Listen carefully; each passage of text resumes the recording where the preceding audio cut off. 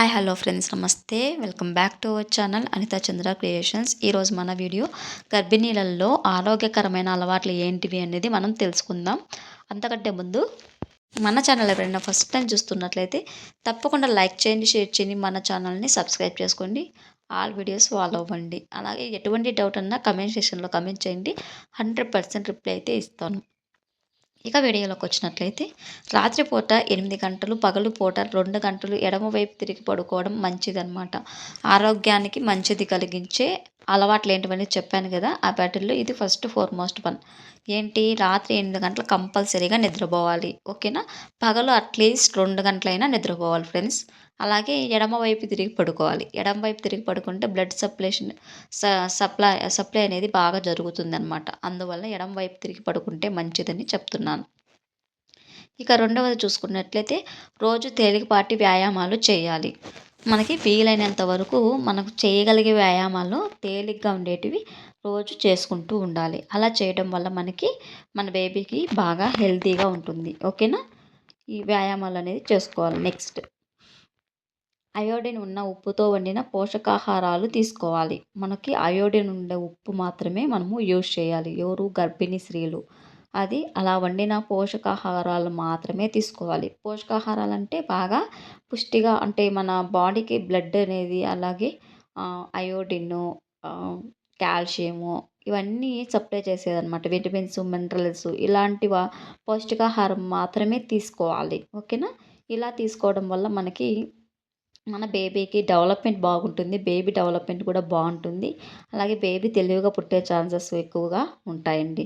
అందువల్ల మనము అయోడిన్ ఉన్న ఉప్పు మాత్రమే తీసుకోవాలి. ఉప్పు అంటే వండిన పోషకాలలో, అంటే మనం వండుతాం కదా దానిలో వేసుకోవడానికి అయోడిన్ ఉన్న ఉప్పు మాత్రమే వేసుకొని యూజ్ చేయాలి. ఓకేనా. ఇది నెక్స్ట్ వన్ చూసుకున్నట్లయితే, నచ్చితే తప్పకుండా లైక్ చేయండి. లైక్ చేస్తే ఈ వీడియో మీలాంటి వరకు షేర్ అవుతుంది ఫ్రెండ్స్. ఐరన్ మరియు ఫోలిక్ యాసిడ్, కాల్షియం మందులు క్రమంగా తప్పకుండా వాడాలి. ఐరన్ టాబ్లెట్స్ తెలుసు కదా, అవి ఖచ్చితంగా స్టార్టింగ్ మంత్ నుండి ఎండింగ్ వరకు వాడుతూనే ఉండాలి. అలాగే ఫోలిక్ యాసిడ్, కాల్షియము, ఈ ఫోలిక్ యాసిడ్, కాల్షియం అనేది మన బాడీ బేబీకి బోన్స్ అనేవి బాగా డెవలప్ అయ్యేదానికి ఉపయోగపడుతుంది కాల్షియం టాబ్లెట్స్. ఓకేనా. ఇవి క్రమం తప్పకుండా వాడుతూ ఉండాలి. ప్రతి మంత్ వాడుతూనే ఉండాలి, మిస్ చేయకూడదు. ఓకేనా. అవి కూడా డాక్టర్ సలహా మేరకు మాత్రమే మనము యూజ్ చేయాలి.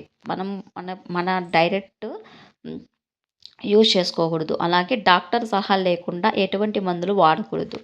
డాక్టర్ని అడిగి మనము మందులు అనేది వాడాలి. డాక్టర్ సలహా లేకుండా ఎటువంటి మందులు మనము వాడకూడదు. అలా వాడినట్లయితే మనకి అంటే ఏమైనా ఇన్ఫెక్షన్స్ వచ్చే ఛాన్సెస్ కూడా ఉంటాయి. అలాగే మన డాక్టర్స్ తెలుసు అనమాట, మనకు చెకప్ చేస్తారు కాబట్టి వాళ్ళు చెప్పిన మాత్రమే వాడితే మంచిదని. ఓకే.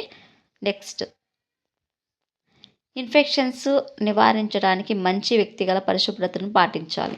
అంటే ఇప్పుడు మనము ఎక్కడ పడితే అక్కడ ఉంటే మనకి ఇన్ఫెక్షన్ వచ్చే ఛాన్సెస్ అనేవి ఎక్కువగా ఉంటాయి ఫ్రెండ్స్. అందువల్ల మనము ఇన్ఫెక్షన్ నివారించడానికి మనము మంచి వ్యక్తిగత పరిశుభ్రతను పాటించాలి. అంటే ఏంటి, మనం మన బాడీకి అంటే డైలీ బాత్ చేసుకోవడం, అలాగే మనం ఉన్న చుట్టుపక్కల బాగా నీట్గా పెట్టుకోవడం, ఆ వర్క్ అంతా మనమే చూసుకోవాలి. ఓకేనా. అలా చేయడం వల్ల మనకి ఇన్ఫెక్షన్స్ రాకుండా ఉంటాయి.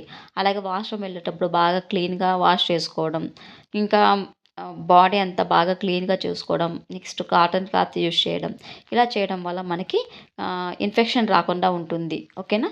యూరిన్ ఇన్ఫెక్షన్ అనేది ఎక్కువగా వస్తూ ఉంటుంది. అది రాకుండా ఉండాలంటే వాష్రూమ్ వెళ్ళినప్పుడు క్లీన్గా వాష్ చేసుకుంటూ ఉండాలి. ఓకేనా. ఈ విధంగా మనము గర్భిణీ స్త్రీలలో ఆరోగ్యకరమైన అలవాట్ల గురించి డిస్కస్ చేసుకున్నాం. మరొక ఇంట్రెస్టింగ్ వీడియోతో మీ ముందుంటాను. Thank you so much for watching friends. Subscribe our channel. అలాగే మీకు ఎటువంటి డౌట్ ఉన్నా కమెంట్ సెక్షన్లో కమెంట్ చేయండి, 100% రిప్లై అయితే ఇస్తాను. Thank you friends. Subscribe our channel.